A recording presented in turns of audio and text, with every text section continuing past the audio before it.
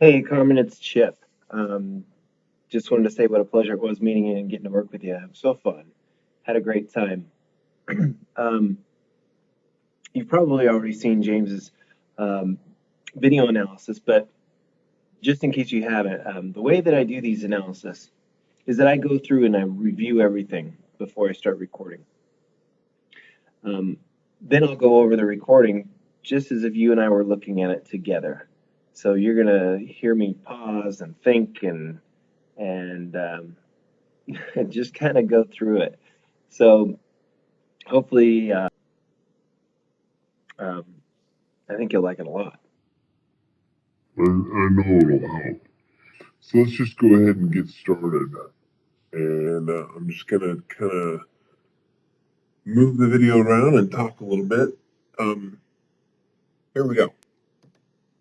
First thing I noticed when I started looking at your video is that right at impact, your hips are really flat.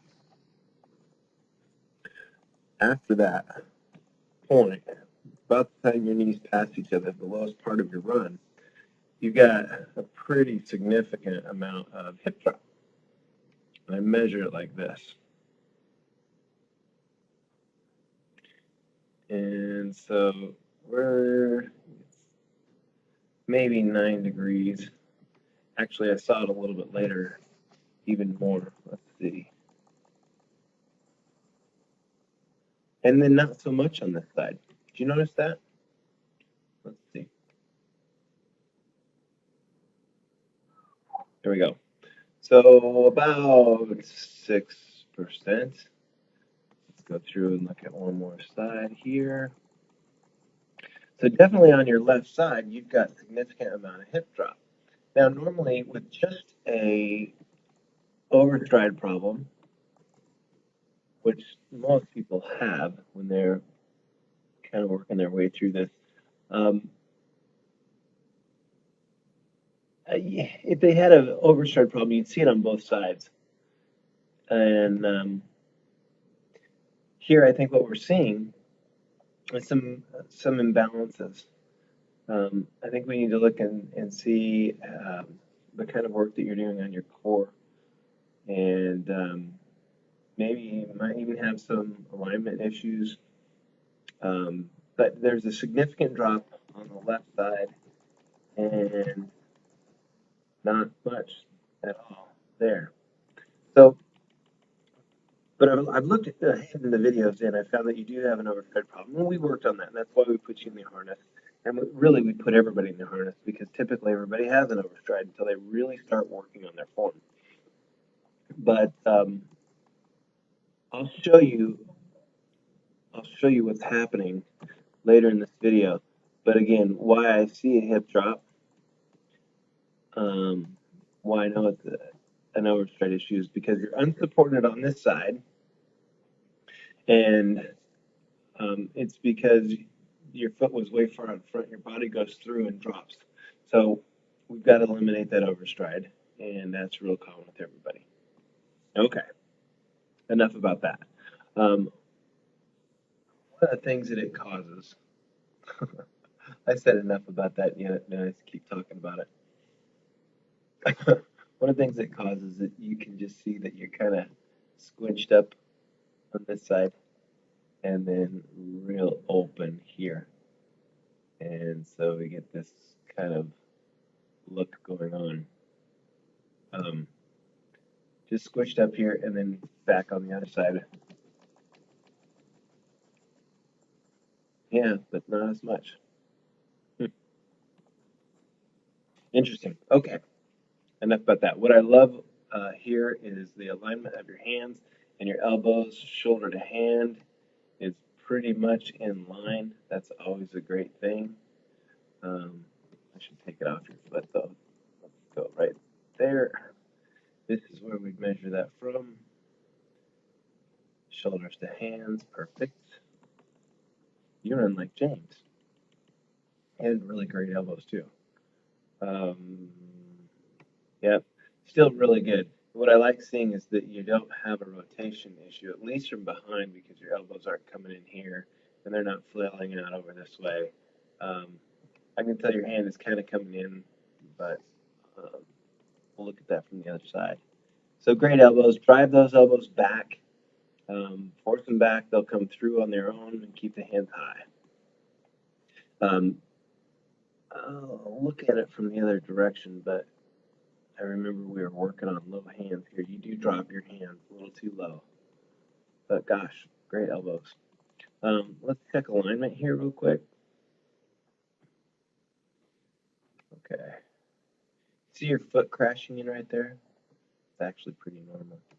Yep, good alignment there. Right from the center of your foot, splits the head completely. That looks great. Great balance. You can check this side too. Might have a little bit of overpronation, but I'm not big on correcting. Perfect. I'm not big on correcting with shoes. That's another story. Okay.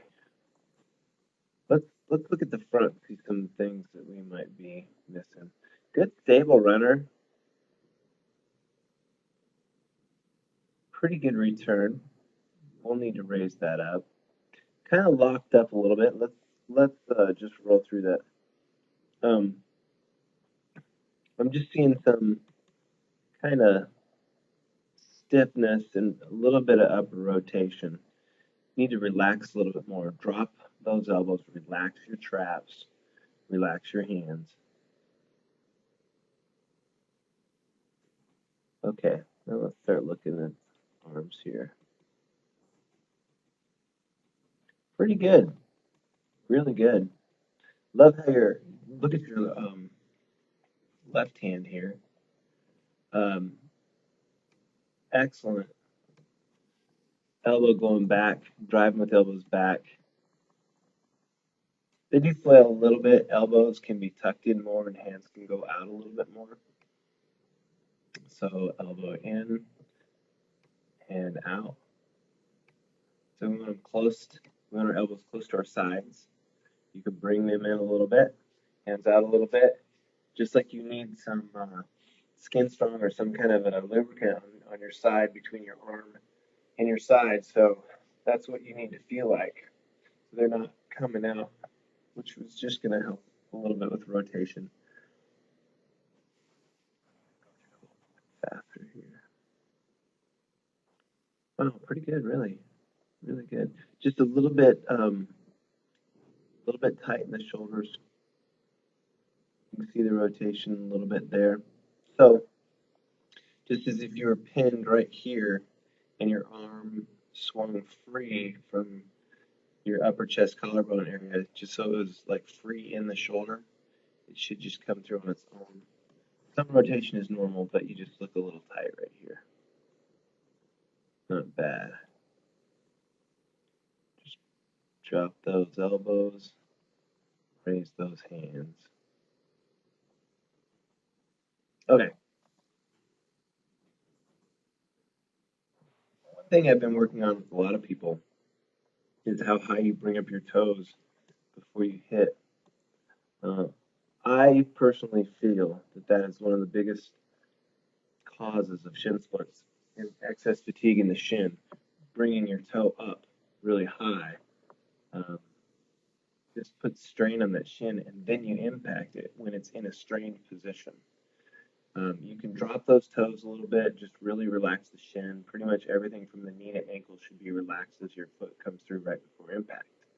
Does that make sense?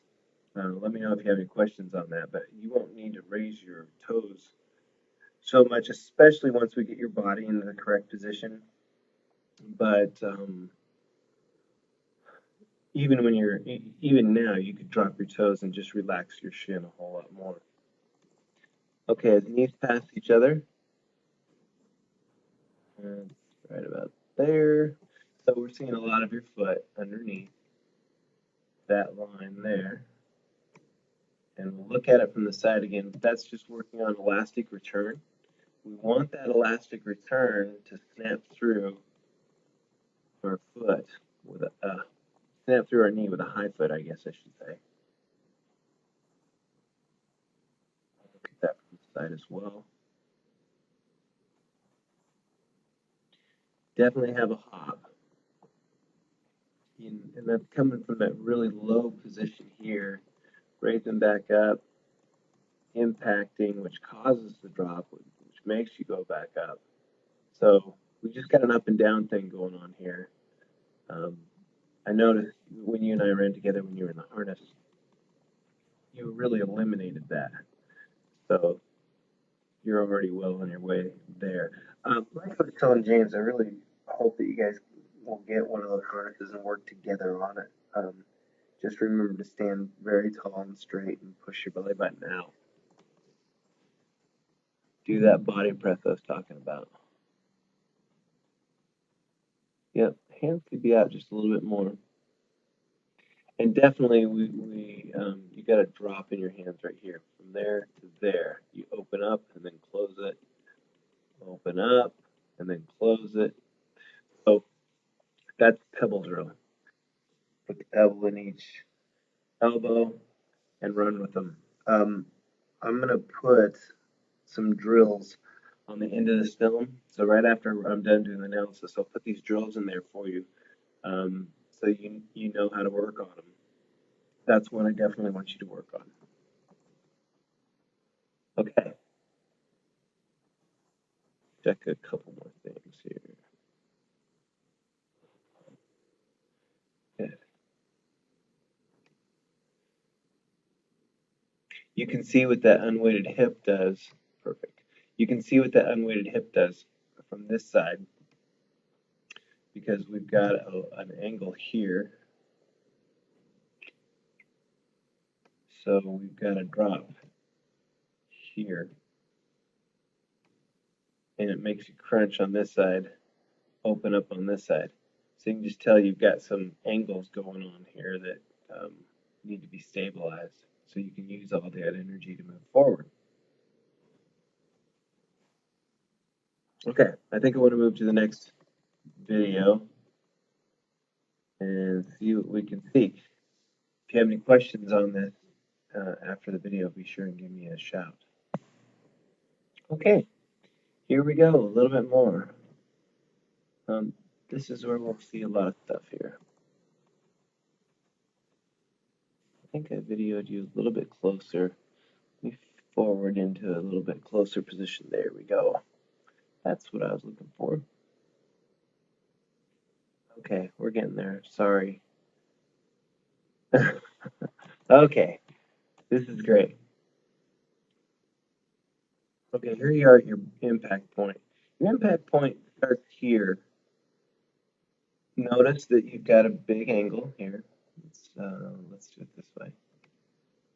And this is real common with everybody, okay? Here we go. So don't feel like I'm picking on you, but you've got a big open shin angle here, right to your shin. So big open. I'd really like to see this closed, at least on full weighted position, which would be here.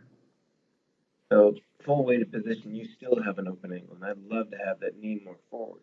To bring that knee more forward, we need our body more forward.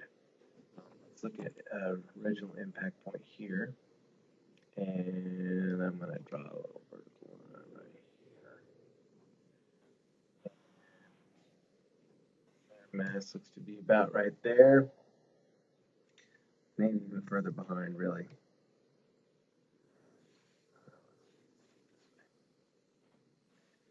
Yep. So just like I was showing you there, you've got a lot of impact coming up this way. That's a whole bunch. So we need that line at least up to here. So obviously, all you need to do is pull your body mass up this direction. It really is. I know it's difficult to do that, but it doesn't really take long if you really use the drills. Use that harness drill as often as you can at the beginning, just after your warm-ups. Run together pulling each other each way, making sure you do that march where you bring your knees up high but stomp straight down and move that body into position to where you get to use that thumb. Your shin angle is just now starting to close up, but your knee is almost all the way through. So right there, as your knees are passing each other, that's where you're just now getting into a closed position. So again, if your foot is here, you're breaking yourself. That's why you're going up and down in your run. You also have a pretty good bend in your run too.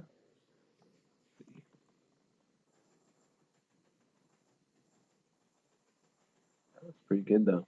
I like the way your body is positioned. You got a nice curve. Let's see if I can draw it.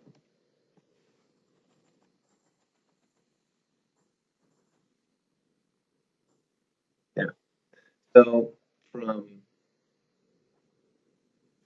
back, lower back, up, we're getting a nice curve there. And yet you're still forward. Um, that looks pretty good. Let's check this. I want to show you your hop. I really always like looking at video in reverse because you can really start to see hop better. See the drop? Ding, ding, ding, ding, ding, ding. Okay. Let's show you this way. I always like to show people how they're hopping if they've got a hop. Go right up your nose, raising up to about your chin and back down to your nose. Okay, so you get the idea. It's an up and down. Whenever you're going up, it's excess energy, and then you have to come down from that same height, and that's impacting your hips, especially when you have your impact point way out in front of your body mass. Okay, I say that too much, don't I? It's just so important. Okay, let's look at extension and forward press.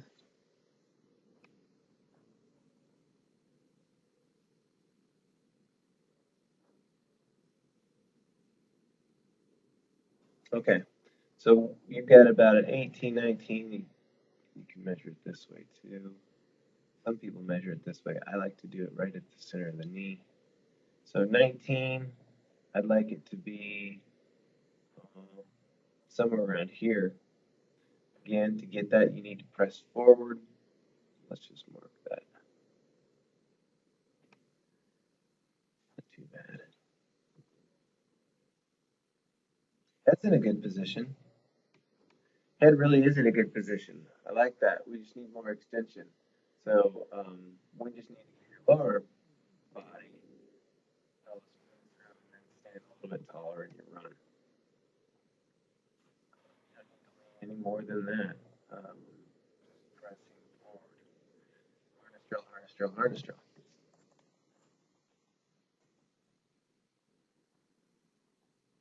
Let's look at it from the other side.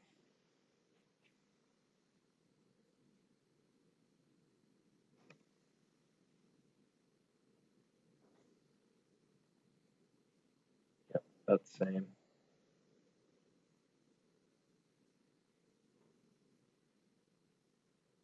Yep. Wow. Very good. Solid. Consistent. That's what I was seeing from behind too, except for just your hip drop. It's really good. Really good. I'm just seeing if you stand up or move down in your run. No. So in an unweighted position on one side, you're not standing back up or leaning back or leaning too far forward. You're staying nice and consistent. So that's good. Sorry about that. I had to take a break there for a second and break up a cat fight. What I was saying is that you're very stable and you're on very consistent with where your head position is at, and you're not moving. you're not moving your forward lean. Don't like to use that word, but I have to in this case. In between your lowest point of the run and the highest point of your run.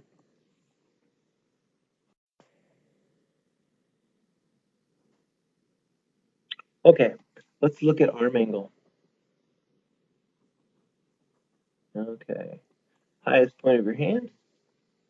I do want you to move that hand out and move so your right hand, I want you to move your hand towards me and your elbow into your body. But let's do angle.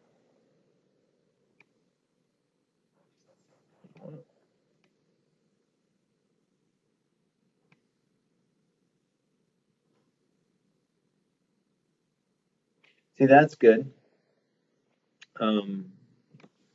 Right here you can see you let it drop pretty low. So you really opened up that gate.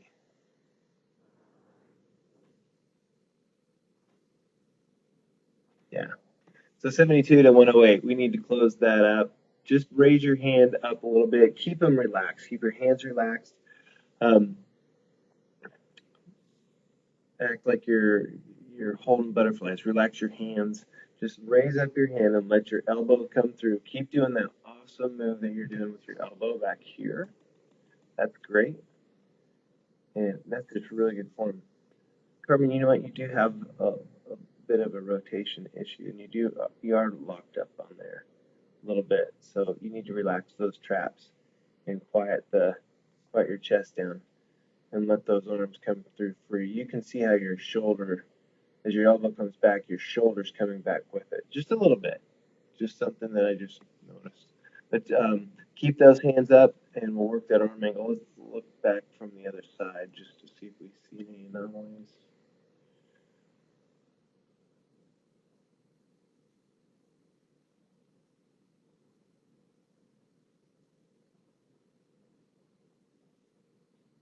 There we go. Okay.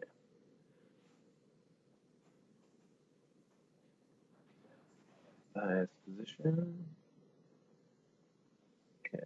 That one looks a little bit more open than the other one did.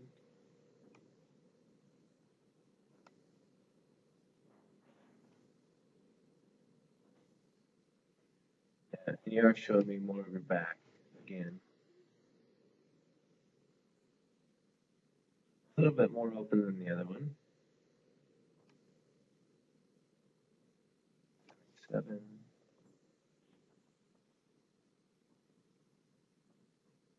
Yeah, you really open it up.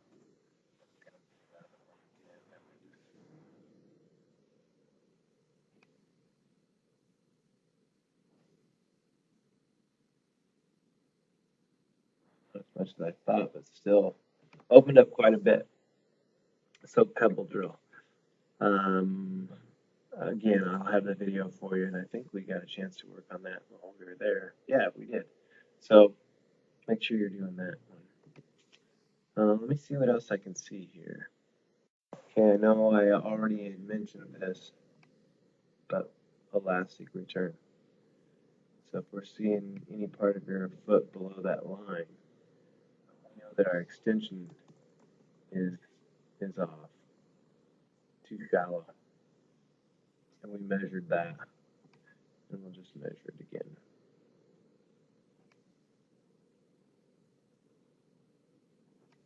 I think I'm too far forward in your, gotta get to the top of your femur. Yeah, so just kind of shallow. When I see it back in here, and so we need your hips to go forward. You're just not getting a lot of elastic return from your abdomen and chest. Okay.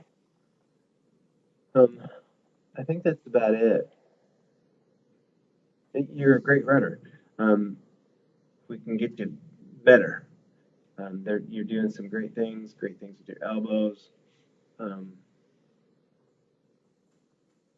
I think that if we get this part fixed, it'll be even better. Sorry, I'm just thinking as I'm talking here. I want to look at one more thing. Side. Full weight. Weighted position there, and your shin is still at an open angle. Let's just measure that one more time.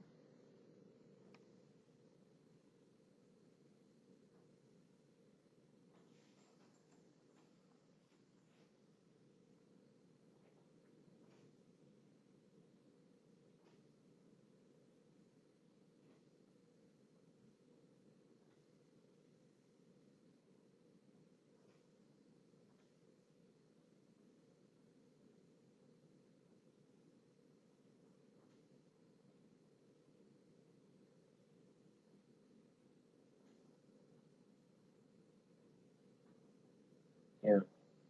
And then even at full weighted, you're still open.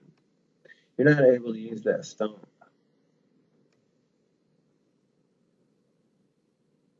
Yeah. You want to be able to really be able to fire the quad, push the knee down, and stomp, but you can't do that with an open angle here. You can just imagine if my angle was this way, oops, right there, my body was forward, right? You just shoot your body forward. Okay, sorry, I just wanted to mention that too. I think that's about it. I'm going to give you the drills. A lot of them are going to be, in fact, I'm just going to give you all the drills. I think it's good to work on all of them. And I guess if you have any questions, just let me know. Sure enjoyed working with you. And if you have any questions, give me a holler. Thanks, Carmen. I'll talk to you soon. Okay, so we've identified that you have low hands in your run. When your hands are low, you're using more energy than you need to. You're pulling your hand up and through. From elbow to fingertip, this weighs 6 pounds on a 150-pound person. So if my hands are low and I'm bringing them through, that's a curl of 6 pounds each arm that I don't need to do. Excess fatigue. You can imagine if I had a 6-pound weight in each arm and I was curling them for 26.2 miles, I'm going to get tired. So we don't want to do that. Your hand needs to be high. So instead of a low hand like this, we want our hand to be up here. Think of it as a big grandfather clock. It takes a lot of momentum and force to bring this through and up. Not just the swing, but the up. Excess fatigue. So instead of this, we want to bring the hand up and it swings through much, much easier. Just like when working on rotation problems, we want to have a pinned shoulder here and this run completely free and loose in the shoulder. You need high hands for that. A drill that I like to do is use 2 pebbles. Take a pebble, put one here, and put one here, and go for a run. Remember, relaxed hands. Drop your elbows so you can relax your traps. And run. Nice and relaxed. If I drop a pebble, that means at some point my hand went too low and I don't have them anymore. Just like this. That's a drill. You're not going to run closed or flexed. It's a little bit more open. But even open, even a little bit more open like that, I can still hold this pebble. Just like this. If you drop the pebble, your hands are coming too low and you're using excess fatigue. Okay? Let me know if you have any questions. We've identified that you've got a little bit of a rotation problem. Rotation keeps us from a lot of things, really. It keeps us from having to correct a footfall. If this is back here and I'm here and I've got this twist coming through and I'm rotated, as I come through it makes it hard to get this foot to fall correctly. Causes weird impacts, causes stress on the knees. What we want to do is have everything that we do needs to bring us forward in our run. pushing us this way. So this is a rotation, and what we want to do is bring our arms, elbows back through. They're very close to the chest. They're pinned at the shoulders, so my elbow can go back freely and my hand just comes through. If your hand is inside here and coming up, that means this shoulder's coming back and we've got a rotation problem. You may not be completely crossed over like this. Maybe you're like this, but it's still a twist here and causes a twist here. It's not bringing us forward. So drop this shoulder, bring this hand out. This comes through nice and easy, just like it's pinned. You're going to have a little rotation at the collarbones and at the waist, but not much. Take a ball, press into the ball. Bring your hands up, very relaxed. Drop your elbows, relax your traps. And they come through just like this. Okay? Keeping that nice angle here, high hands. Remember, just like you're pulling hoodie strings. Okay? And work it this way. If you have too much rotation, if I start rotating, I'm going to fall off the ball.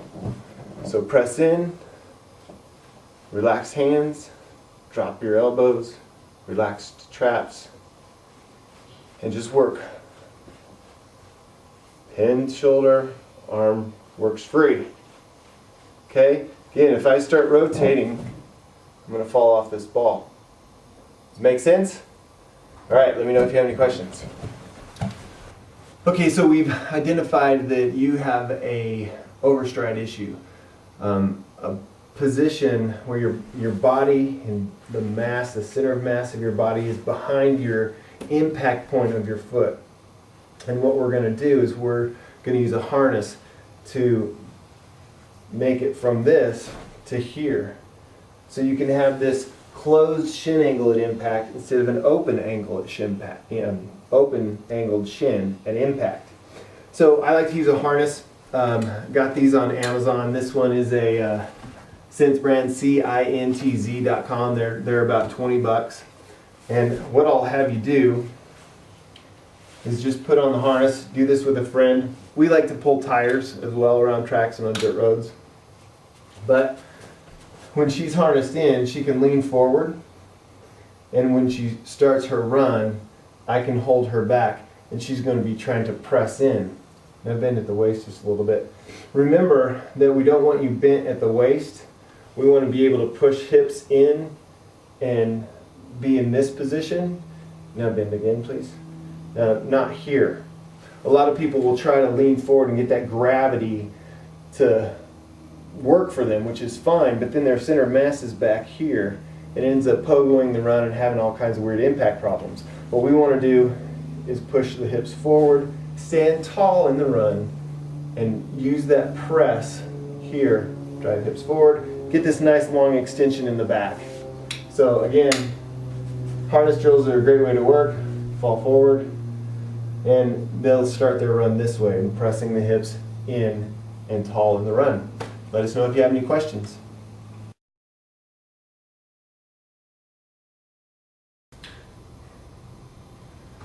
Okay, hopefully you can hear me. Microphone wouldn't go that far away, but what I'd like you to do is work on single leg drills. What this does is, instead of having my body mass here and that open shin angle and my impact here, my body mass here, I want to have a closed shin angle, and so my body mass is here, and I can stomp straight down in the run, moving me forward. So one of the things that we can do, I'll show you here in just a second. One of the things that you can do is stand on the side of the treadmill and get your body into the correct position. So not here and coming out here. We want to be, instead of here, we want to be here, and I can just stomp straight down. My body is closer to the impact point. When I stomp, I go forward.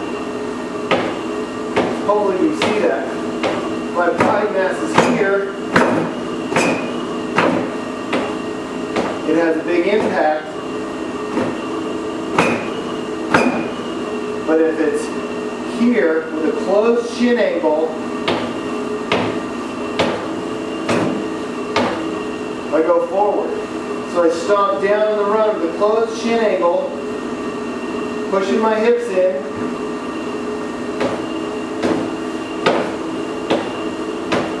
So single foot drills, instead of back here,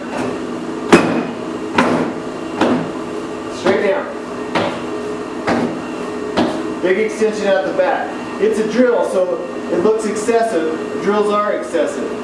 A drill will take you from here and swing you way over here just to get back to where you need to be. So it's a drill. One more time. Instead of being out here, I want to have my body position forward, hips into it, closed shin angle, and stomp. Make sure you unload your calf. Make sure your heel is hitting the ground so you're not just running on your toes like this, but you're stomping straight down. Single leg drills on the treadmill.